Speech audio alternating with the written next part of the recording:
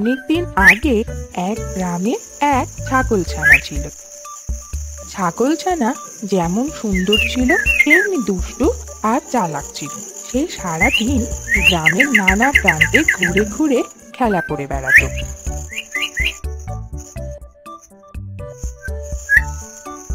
এমনই একদিন খেলতে খেলতে ছাগলছানা গ্রামের পাশেই জঙ্গলে পৌঁছে গেল।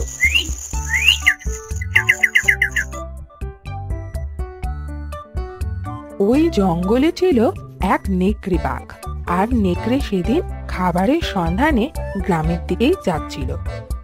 জঙ্গলের ভেতর ছাগলছানাকে দেখে নেকড়ে ভীষণ খুশি হয়ে গেল। আরে বাপ রে, আজকের দিনটা তো খুব ভালো মনে হচ্ছে। খাবার চোখের সামনে ঘুরঘুর করছে। নেকড়েকে সামনে দেখে ছাগলছানা খুব ভয় পেয়ে গেল, কিন্তু সে নিজেকে সামনে নিল আর মনে মনে উপায় ভাবতে লাগলো কিভাবে সে নেকড়ের হাত থেকে বাঁচতে পারে। ওরে বাবা, নেকড়েটা তো মনে হয় আমার দিকেই আসছে। আজকে তো বেটা আমাকে ধরেই ফেলবে। না না, ভয় পেলে চলবে না, আমাকে কোনো উপায় ভাবতে হবে। কিছুক্ষণ পর নেকড়ে ছাগলছানার একদম সামনে এসে পড়ল, কিন্তু নেকড়েকে দেখে ছাগলছানা দৌড়ে পালালো না। তখন নেকড়ে ছাগলছানাকে বলল, কি ব্যাপার, তুই আমাকে দেখে ভয়ে দৌড়ে পালালি না? আমাকে দেখে তো সবাই ভয় পায়, আমাকে দেখে কি তোর ভয় লাগলো না? আরে ভাই, পালিয়ে কি আর বাঁচবো বলো?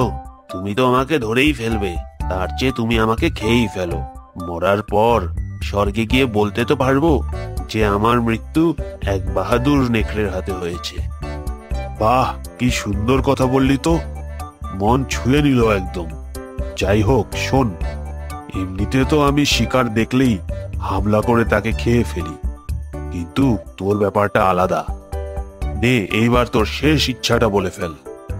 তোমার দয়ার মন, এক কাজ করো, আমার এই বাঁশিটা তুমি নাও আর একটু বাজাও, আমি গান করব।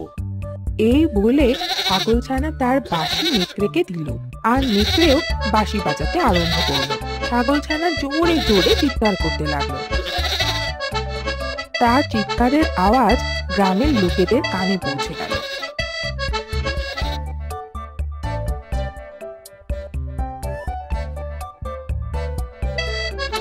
গ্রামের লোক লাঠি নিয়ে ছাগলছানাকে বাঁচাতে জঙ্গলে পৌঁছে গেল।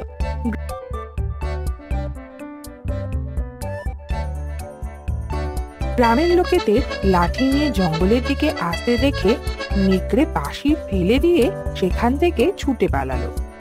আর এইভাবে ছাগলছানা নিজের বুদ্ধির জোরে প্রাণে বেঁচে গেল।